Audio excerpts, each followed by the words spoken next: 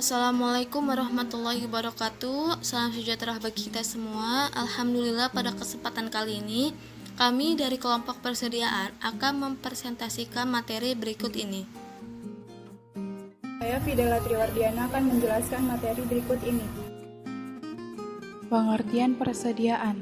Pengertian persediaan menurut Ikatan Akuntan Indonesia, persediaan meliputi barang yang dibeli dan dimiliki untuk dijual kembali, barang dagang yang dibeli oleh pengecer untuk dijual kembali, atau pengadaan tanah dan properti lainnya untuk dijual kembali.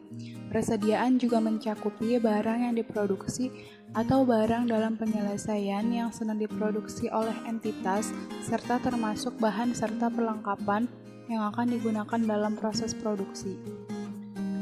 Menurut Sofyan As-Auri dalam Marihot Manulang dan Derlina Sinaga menerangkan bahwa persediaan adalah sebagai suatu aktiva lencar yang meliputi barang-barang milik perusahaan dengan maksud untuk dijual dalam suatu periode usaha normal atau persediaan barang-barang yang masih dalam pekerjaan proses produksi ataupun persediaan bahan baku yang menunggu penggunaannya dalam suatu proses produksi.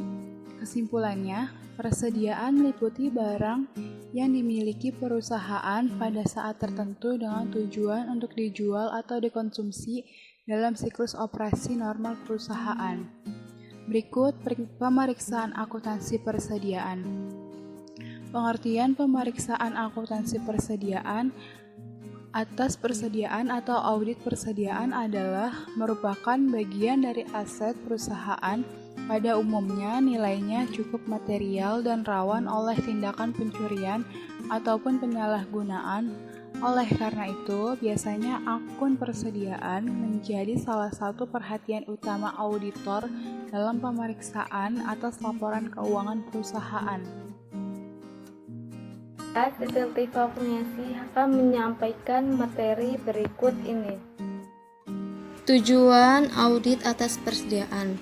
Tujuan audit atas persediaan adalah untuk meyakinkan bahwa yang pertama adalah evidence, yaitu meyakinkan bahwa semua persediaan yang dicatat benar-benar ada pada tanggal neraca. Kedua ada completeness, yaitu memastikan bahwa semua persediaan yang ada telah dihitung dan dicantumkan dalam ikhtisar persediaan. Selanjutnya ada ownership, yaitu meyakinkan bahwa semua persediaan milik perusahaan. Keempat ada valuation, yaitu persediaan dinilai sesuai dengan prinsip akuntansi yang berlaku umum dan diterapkan secara konsisten. Selanjutnya ada classification, yaitu pos-pos persediaan telah diklasifikasikan dengan tepat. Selanjutnya keenam ada cut-off, yaitu meyakinkan bahwa semua persediaan telah dicatat dengan pisah batas pembelian dan penjualan pada akhir tahun dengan tepat. Selanjutnya yang ketujuh ada disclosure, yaitu semua persediaan yang dijadikan jaminan telah diungkapkan dengan lengkap dalam laporan keuangan. Terakhir yang kedelapan ada mechanical accuracy, yaitu jumlah rincian persediaan dalam kartu persediaan sesuai dengan buku besar. Selanjutnya ada prosedur audit persediaan. Prosedur audit persediaan yang disarankan adalah sebagai berikut. Yang pertama kita melakukan stop of name. Lalu yang kedua adalah observasi atas stop of name. Lalu yang ketiga itu lakukan peninjauan ulang terhadap konsep persediaan. Lalu yang keempat ada buatkan laporan hasil akhir stop of name.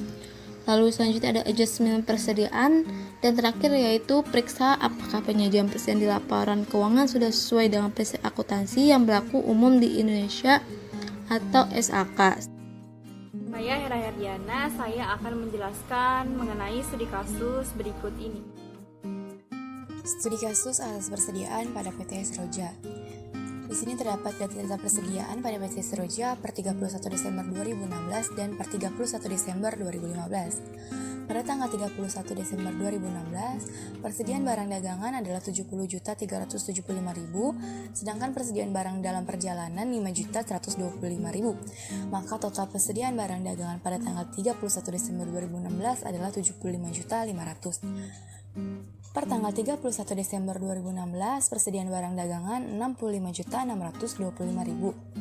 Persediaan barang dalam perjalanan 5.375.000. Maka total persediaan barang dagangan per tanggal 31 Desember 2015 adalah 71 juta.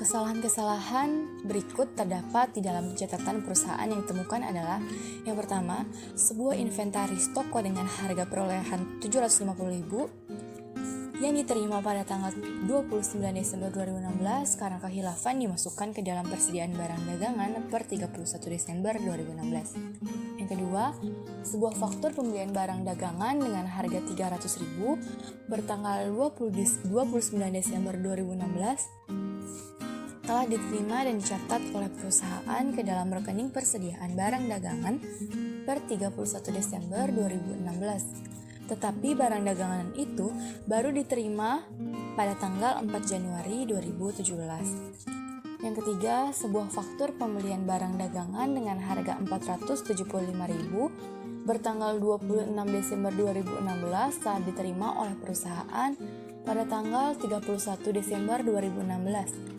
Berikut barang dagangannya, tetapi oleh perusahaan belum dimasukkan ke dalam rekening persediaan barang dagangan per 31 Desember 2016. Yang keempat, sebuah faktur penjualan sebesar 600.000 bertanggal 25 Desember 2016 belum dicatat. Barang tersebut telah dikirim dan diterima oleh pembelinya pada tanggal 31 Desember 2016 dengan harga pokok penjualannya sebesar 425.000. Berikut adalah data buku besar barang dalam perjalanan yang dimiliki oleh PT Seroja per 31 Desember 2016. Saldo awalnya adalah 2.425.000. Pada tanggal 20 Maret 2016 dengan nomor PO 600, 10 buah meja tulis dengan harga 75.000, di debit 750.000, maka total saldo barang dalam perjalanan yang dimiliki PT Seroja adalah 3.175.000. Pada tanggal 5 Mei 2016 dengan nomor PO 409, 5 set kursi tamu ukir dengan harga 325.000 dikredit 1.625.000, maka saldo dalam barang dalam perjalanan PT Seroja menjadi 1.550.000.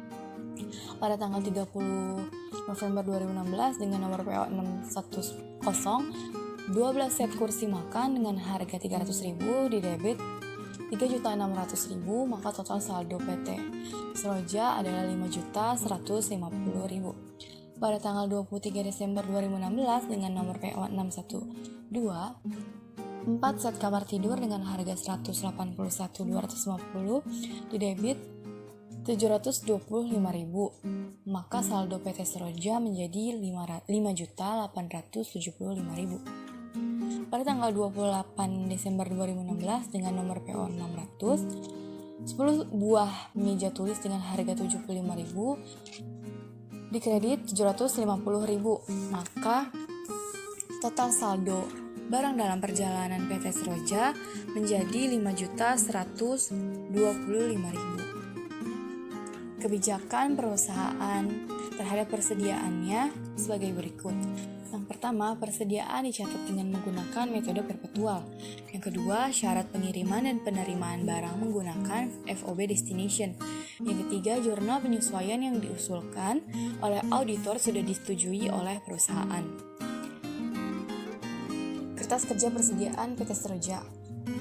Persediaan barang dagang per 31 Desember 2016 adalah 70.375.000. Penyesuaian yang didebit adalah 475.000. Penyesuaian yang dikredit adalah 1.475.000. Maka final balance persediaan barang dagang per 31 Desember 2016 menjadi 69.375.000. Sedangkan per tanggal 31 Desember 2015 tetap 65.625.000. Persediaan barang dalam perjalanan per buku tanggal 31 Desember 2016 adalah 5.125.000.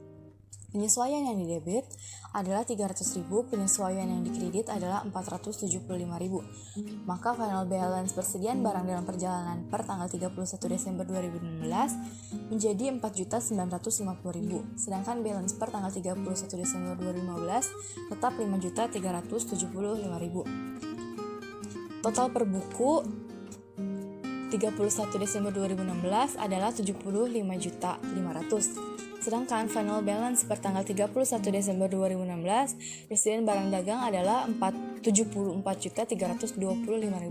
Sedangkan balance pada tanggal 31 Desember 2015 tetap 71 juta rupiah.